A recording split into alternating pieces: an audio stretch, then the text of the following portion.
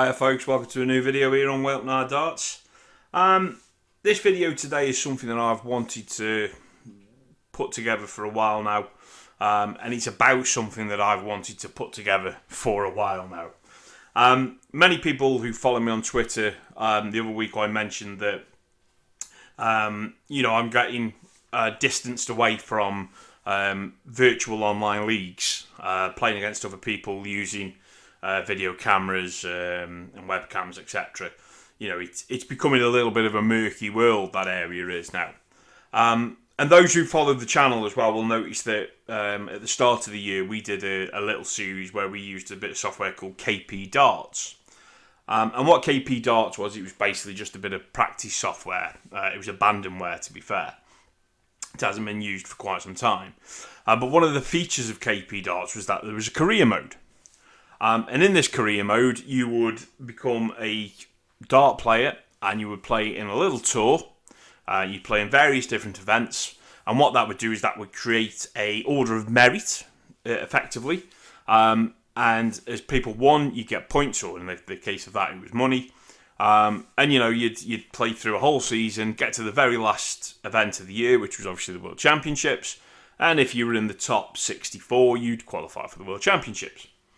And I love this idea. For anyone who's ever sort of done leagues, of their own and things like that, in solo play and everything. I used to do Subbuteo solo leagues when I was a kid. So that really gripped me with the idea of doing something like that with darts. And last year, I came up with a concept in my head for this, and I've decided now in January of this year, I sat down and I came up with the IKVDT. Now, what is that? What is it about? Well, the IKVDT is the Indoor Kitchen Virtual Darts Tour. The reason it's a kitchen is because I play darts in my kitchen. So the IKVDT is an Indoor Kitchen Virtual Darts Tour. Now, the reason also I've got Go Darts Pro on there is because I use Go Darts Pro to play this tour, and I'm going to show you why in just a few minutes. Now, what I'm going to do in a minute, I'm just going to go over and show you my Excel spreadsheets, or in this case, it's Google Sheets that I've used. I've spent many a time learning things about Google Sheets and learning how to get all these little things to work. It's not perfected by any means, but I am now into the end of my first month of this tour, which is going to be a 12-month long tour, maybe even more. I may hopefully continue this, at home once the dart season does return as well. But if you've got any questions, please let me know in the comments, or drop me a message on Twitter at KPDarts. But please bear in mind, this is all my own sort of, my own idea, my own concept. It's not going to be for everyone. There's going to be a lot of people who might watch this and go, "That is absolute stupidity." Yeah, that's your view. But for me, it's giving me a little bit of competitive edge darts in my kitchen. Whereas I've not got the problem or the hassle of trying to arrange a game with someone who's in a different country to me, trying to arrange a game with someone whose camera quality isn't probably going to be great, and that fear of them cheating. So let's go over and let's have a look at what the IKVDT is all about.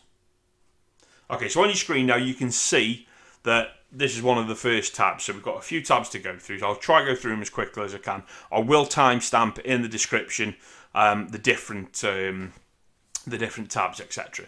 So the first one here, this is basically what it says. It's the tour events.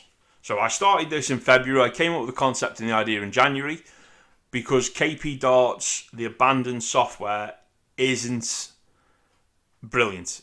One of the videos I did, you could see that it was very laggy. It didn't bring the right data in. So it wasn't workable, but this will be workable, and it has been workable so far. So, the IKVDT Tour 2021. So we started on the 5th of February, and what I've done is I've got 8 Players Championships this month. Then I've got a Darts Masters and a Darts Masters Elite. I'll explain with the difference in a minute or two. And then at the very end of the month, we've got the Players Championship Monthly Final. So I thought, yeah, okay, we do it like that. Then throughout the month, going through the next months, into March, I follow the sort of PDC calendar the best I can. So we've got the UK Open, then more Players Championships, a Challenge event, monthly final. Into April, we've got Darts Masters, Darts Challenge events, the Players Championships. Into May, the Darts Trophy, which is again something I'll come and show you all in a minute. Players Championships, another darts trophy final, into June, and I think as you can see there on the screen, hopefully it's coming through okay on the screen. I've tried to mirror every sort of weekend, so the sort of Fridays and the Fridays and the Sundays. That's when I play my tour. That's when I'm best playing at home. It's when I get the most time to probably play. So into July there, I've left a big chunk to play for the match play if I qualify, and I'll come to them in a bit. August is going to be international opens, and I'll explain how they're all going to work as well. And it's a full calendar all the way through to December, when the World Championships will happen. So that's my tour. That's my list. That's my events. So moving into the next tab, obviously this is the tab that will explain what they are. So my Players Championships are based around a best of 11 game.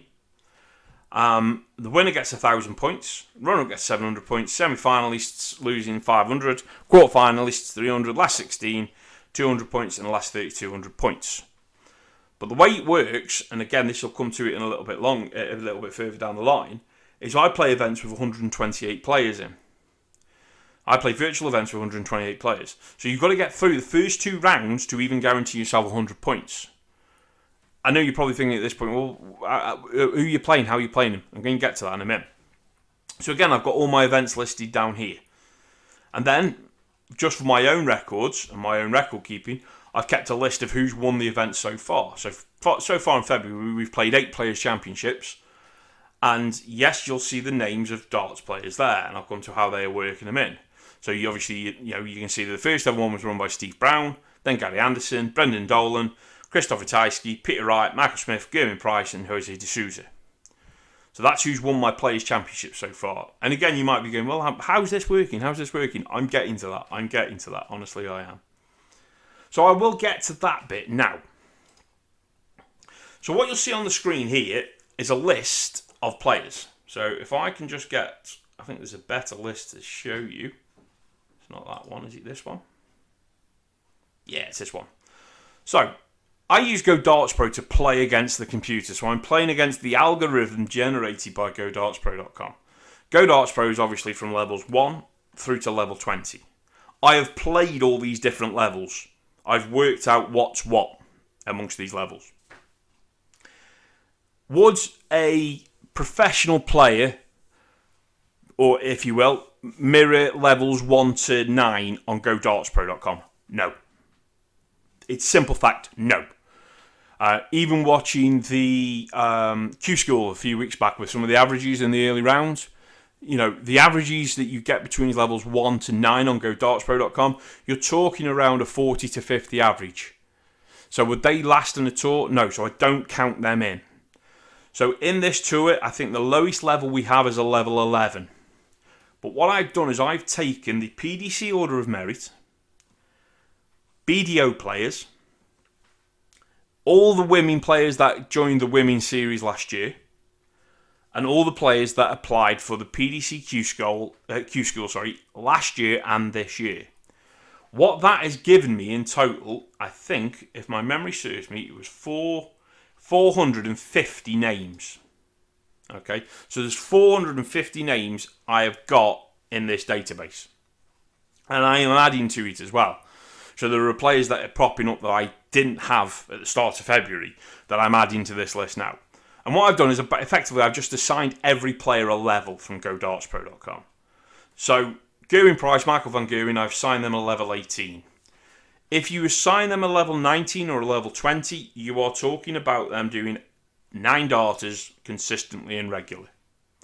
A level 18 player on Go Darts Pro, they are averaging between 106 and 107 per game. But it's not always that. Sometimes they have less, sometimes they have more. Peter Wright there, I've assigned him a level 17. And then underneath that you'll see there's a load of level 16 players all in green. And then we move into level 15. So the level 16 players, their averages are what I have seen when I did my research. They're sort of between the low 90s to the high 90s and sometimes into the hundreds. So way I looked at it is a level 16 and 17 player would be someone you would imagine would be on the PDC Tour.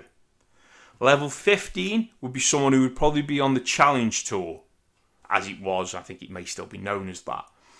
So 16s and 15s are your players that you know you're going to be battling maybe above an 85, 80 average easily every game. Get into level 14, you've got players who are going to be sitting top end 70s. But again, this isn't guaranteed that these players are going to hit them averages, might I add. I've seen a level 15, go into a low 90 average. It's an algorithm.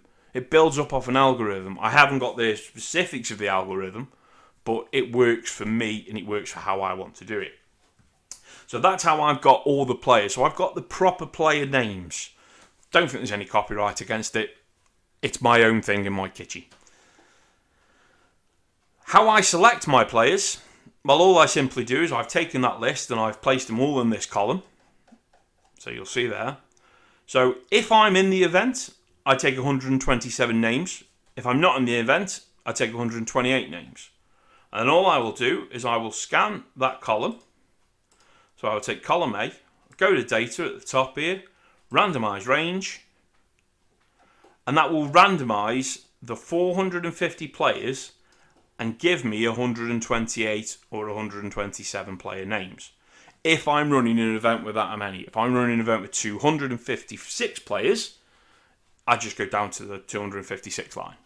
So all again I'm doing is data, randomize range. And that is giving me my players for a players championship or just for a basic event. But it does get a little bit more complicated after that. So once I've got my players and everything, we go into the tournament bracket, which, there we go, it's loaded up. So within this pairs the players out. So we say there's 128 players. If I want 64, I just knock that number down to 64. Ignoring away the boards and the venue names and stuff, because that's just things that needed to be in there to make this spreadsheet work. So as you can see here, I've put down, this is the last Players Championship that I personally played. I put 128 names in, and I randomise them again. So I do the same process, I highlight the column, I randomise the range. What that then does, if the tab will load, there we go, it will create me a single elimination bracket for 128 players. So as you can see here, top of the first round, the winner of that goes through, winner of that goes through. It's as a bracket would be. Now here comes the part that I'm still working on, and a lot of people might go, yeah, that's not right. How do I generate the results? Well, in a way, it's simple. If someone is a level 16 player and they are playing let's say a level 11 player, it's pretty much guaranteed that level 16 player is going to win. So the level 16 player will go through. If there's a gap of more than 4, I will automatically put the higher player through. With that there though, the 11 and 12, it's tight. That's going to be an interesting game. It could go either way. So all I simply do is I generate the score and then I generate the winner. So in that situation there, Marino Michaels beat Mick Todd 6-0. Could that happen in real life? Maybe. I don't know the two guys too well. So yeah, it is possible. But that's all that happens there. So the next one down there, Perry Davenport against Kerry O'Connor, 2 level 11 players. So there's no automatic guarantee of a player being higher or lower. So again, it's just generated. So on that one, Kerry, the 6-5 result was generated, and the 6-5 result was awarded to Kerry. Next one down, 11 versus 13. So again, we've got a space of 2, but the generation straight away was obviously Paddy Burt won that 6-2. Now, 2 level 16 players come against each other. Same again, it generates me a score, it generates me a winner. And here's a prime example here. We've got a level 16 against a level 11. So automatically, it was a level 16 win because of the gap, and it just generates me a score of 6-4. And that's how it works across the board. So, there are a couple of games sometimes, and yes, I don't deny a level 11 could be a level 16 on the day. But the way I've done my algorithm is that it's not going to be highly likely. But at some point, I may when I get this perfected, it may generate me a couple of random defeats. If I've got a level 15 against a level 13, we've got a small gap there. Again, it's randomly generated. So a 13 could beat a 15, but it does take into account that there's a number gap between the two players. So yeah, all this does then is once all the results are in, I put my result in. So for instance, in this one, so let's just find where I am. So let's just type my name in.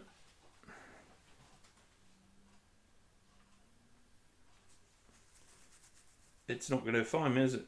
I can see it's not going to locate me. Oh, there it has.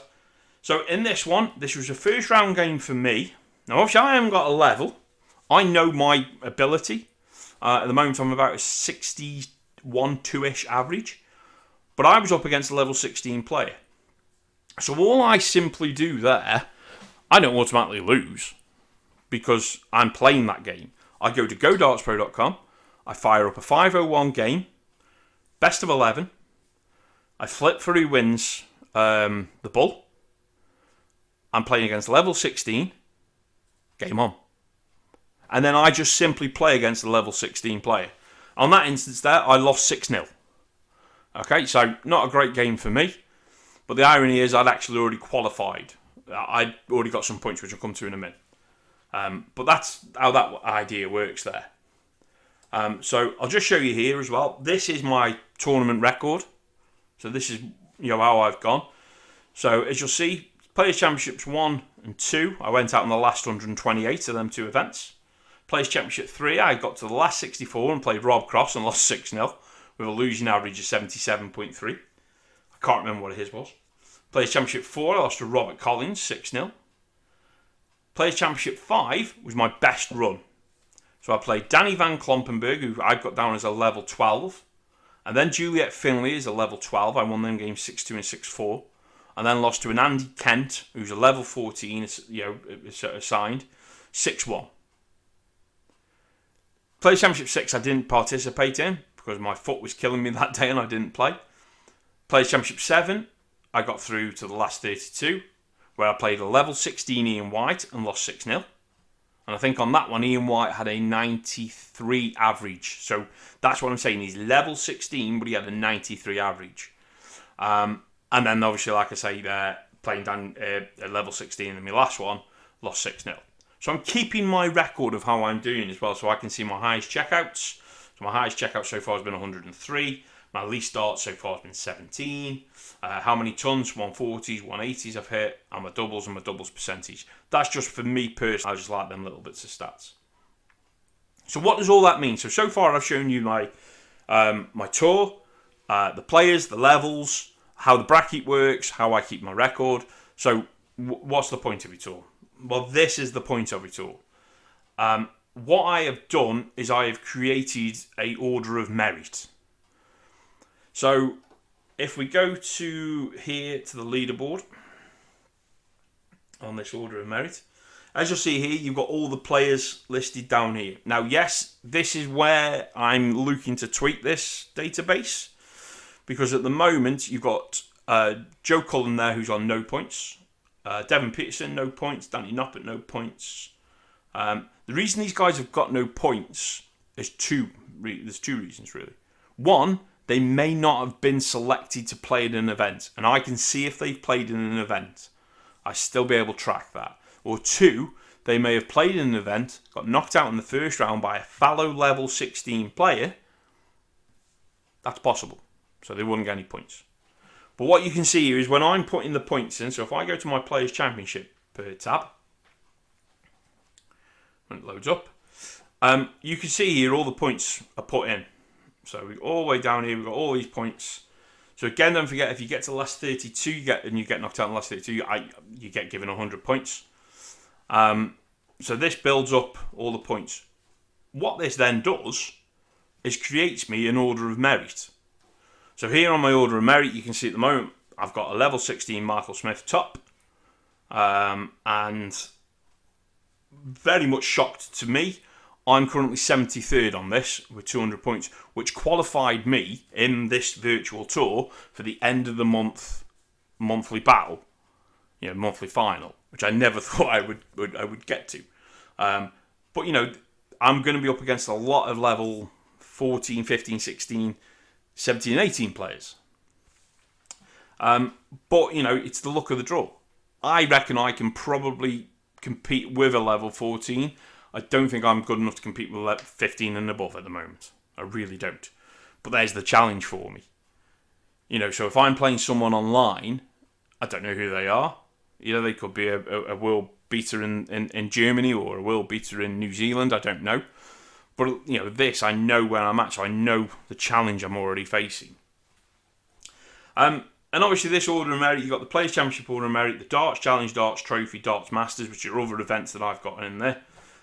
And then overall, we'll have an overall Order of Merit, similar to how the PDC works. So let's go to the UK Open. So in a week's time, I'm going to be playing this. But let's say that we award the top player there 10,000 points. Okay. So we've awarded him 10,000 points. That then updates the table to say that we've given him 10,000 points when it goes through. Waiting for the green bar to go through. There we go. So it's awarding him 10,000 points. If we go back to the overall Order of Merit, the overall one, you will now see that player is top because I've awarded him the points and it automatically populates the Order of Merit table. So that's all it does. It populates the table for me. I haven't got to do anything. All I got to do is input the points. And I'm still working on a process whereby I can automatically do that. But at the moment, it takes me less than 5 minutes to populate the points of who's won what. It's that simple. And this virtual tour for home now, for me, has given me something to aim for each week. So obviously this Sunday, so if we go back to the list of tour events, this Sunday is the monthly final, and as I say, it's the top 128 players of that Order of Merit for the Players' Championship, not the overall one, for the Players' Championship, that will be taken, put into that tournament bracket, tournament selector. I'll be in there, and whoever I draw, that's who I play. So that's just a sort of brief overview of what I've done. I've mentioned it a few times on Twitter, and I wanted to just do a quick video just to explain it. And I know it's not a quick video; we're 20 odd minutes into this video, but I could talk about that all day. If you've seen something in this video and you think you can improve it, please let me know in the comments. If you've seen something in this video and you think, yeah, you could have done it this way, let me know. Let me know in the comments down below. Let me know on Twitter. Find me on Twitter at WayUpNowDarts. I'm keen to improve this. Okay. KPDarts is an abandoned piece of software which was fantastic for doing something like this. A career, a tour with an Order of Merit that creates, a list of players that will go into like a Players' Championship, a World Championship, everything like that. I'm just trying to bring that into my kitchen because I'm fed up now of playing people online who are not there to just play darts. They're there to maybe gain further for them by not playing darts. I'm not going to say the words I want to say. I'm not. But I think there's a lot of people out there who know where I'm coming from. If you've liked this video, please hit the subscribe and give it a thumbs up. It'd be massively appreciated by me. If, like I say, any questions, please let me know. Find me across the socials at WayUpNowDarts. We will be back again live, no doubt over the weekend. We do some live streams here on the channel, so make sure you're subscribed for that.